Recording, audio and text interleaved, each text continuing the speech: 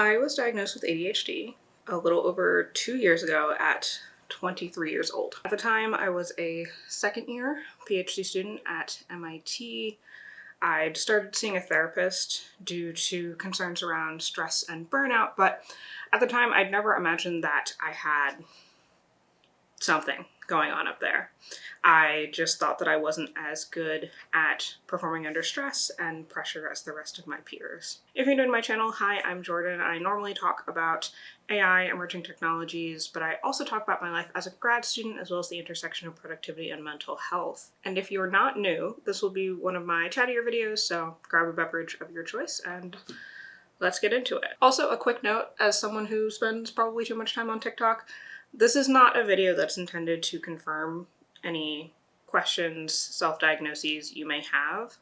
I'd highly recommend seeing a therapist or a psychiatrist if you think you might have ADHD. They will be much more helpful, or at least they were much more helpful for me than anyone on the internet was. So I've talked about this in another video, but I'll give kind of a brief history. I'd been seeing a therapist for about a year at the time, and what clued her in that I might have ADHD was that I was probably consuming about 1,000 milligrams of caffeine a day.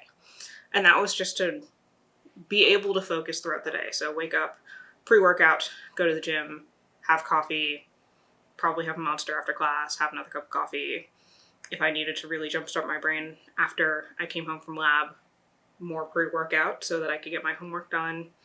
Coffee didn't really wake me up. Caffeine didn't really wake me up. It mostly just helped my brain work in a way that felt like it was more aligned with everyone else around me who didn't seem to need quite this much caffeine to do it. And so my diagnosis was handled fully internally. MIT has their own internal services for that. I did not pay anything for that. It's part of my health insurance. It's part of what MIT covers in terms of mental health.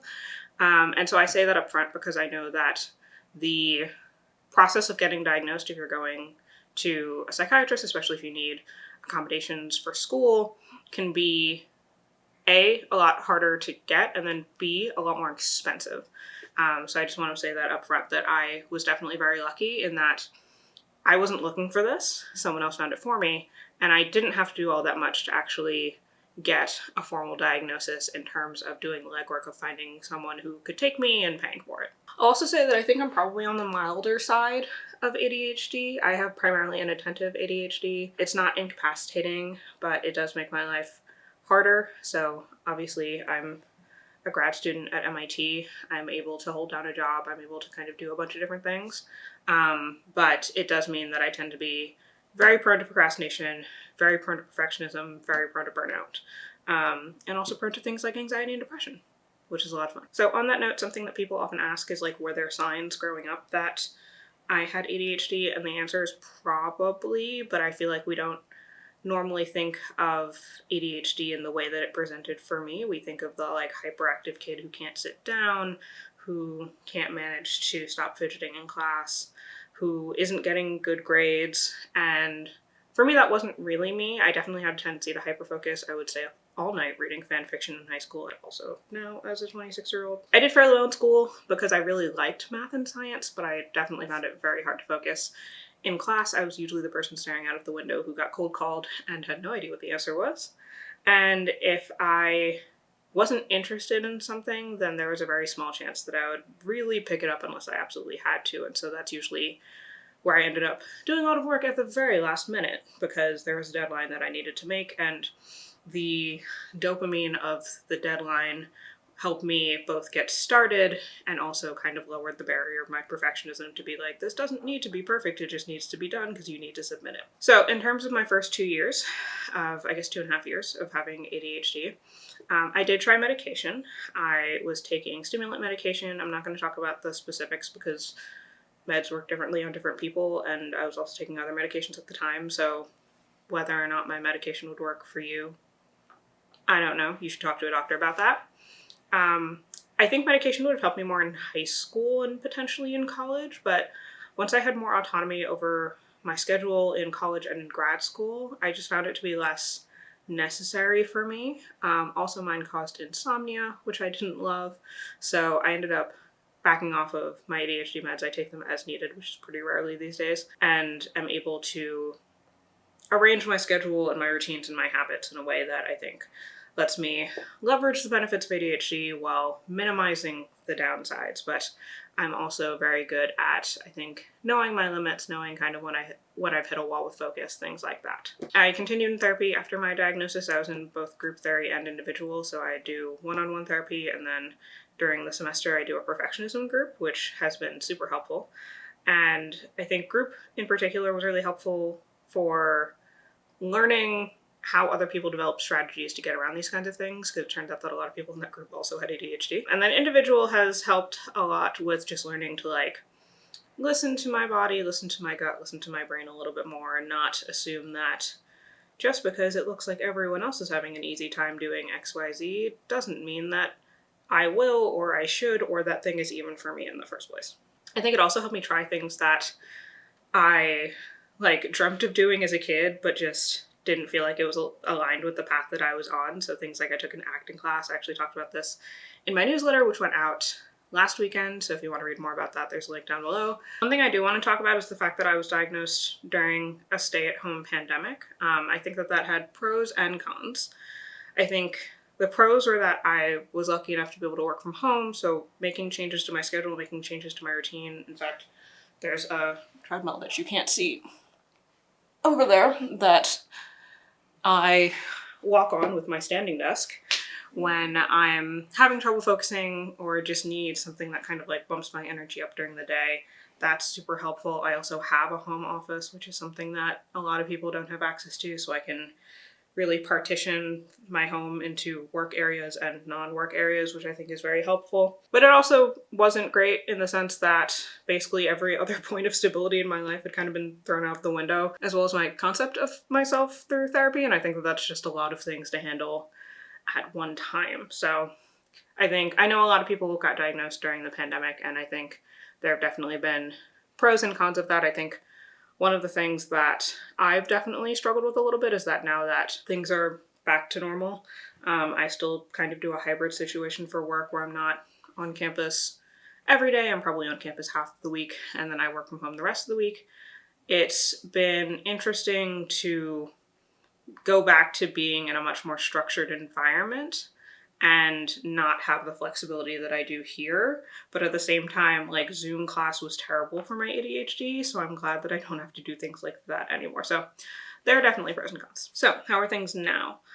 I would say 2 years after diagnosis, things are better in a lot of ways. I think I have a pretty good handle on managing my brain most days, which is really nice and also really empowering.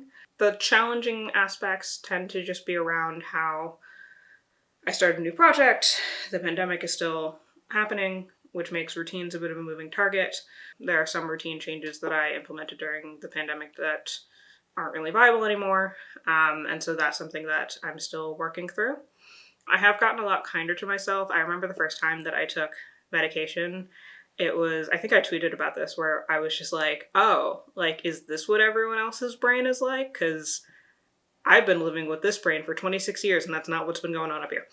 So I've given myself a lot of grace in realizing that things that I used to, berate myself over or like put myself down over because I wasn't getting things done as quickly or as well as other people are now things where it's like, okay, but we're not all on the same playing field, and the way that I might be approaching it might be different, but it's still a valid way of approaching it. I've gotten to meet a lot of other cool creative people who are also neurodivergent. The last 2 years has been actually great for like virtually meeting other YouTubers, Instagram people, making friends that way, which has been a lot of fun, and finding out that a lot of them, I mean, A, are awesome people, obviously, but B, they're also people who are neurodivergent or have like mental health stuff, and so it's been really nice to have that kind of community, and that's something that I would say if you don't have access to medication, if you don't have access to therapy, if you're struggling with any of this kind of stuff, if you can find community, that has really been a really helpful part of managing things like this and growing as a person. On the downside, I think, and this isn't necessarily an ADHD thing, it's more of a therapy thing. It's one of those fun things in therapy where you unearth lots of things about yourself that you didn't realize were there. I've unearthed a lot of anxiety and stress that I did a very good job at suppressing. So still working through that, but I'm glad I found that, because I think that it's important to be able to know yourself that way. So things I would say are on the upswing. They're not perfect, but what is? And I've had the opportunity to learn new things about myself, but also just explore things that I don't think I ever would have if I hadn't gone through the last 2 years in this whole process. And speaking of learning new things, I am so excited to share that Nebula Classes has officially launched. There are tons of amazing classes from creators on Nebula, like Thomas Frank's class on Business 101, which, as a person who does internet business, was extremely helpful and taught me a lot of things that I didn't know that I should probably be doing about running this as a business. As well as Georgia Dow's class on anxiety. She's amazing. Her course is amazing. If you have been struggling with anxiety, obviously seek help, but also this class shares so many awesome resources that you might be able to use in order to manage your anxiety on a day-to-day basis. We just launched a bunch of classes from people like Thomas Frank, Sam from Wendover, Georgia Dow, and a ton of other creators, including exclusive classes from the team at Right Trip. There are always new classes being uploaded to Nebula Classes, and on top of classes, there are also Nebula Talks, which are inspirational short-form guest lectures. I really love Matt Kroll from Extra Credits' talk on how to be ready for your dream job. I thought it was a really interesting take on how to be ready for your dream job. I thought it was really cool. Better yet, since Classes is part of Nebula, you'll also get access to all of the exclusive and ad-free content from all of our creators, as well as awesome originals like Tom Scott's game show Money or a very good trivia show.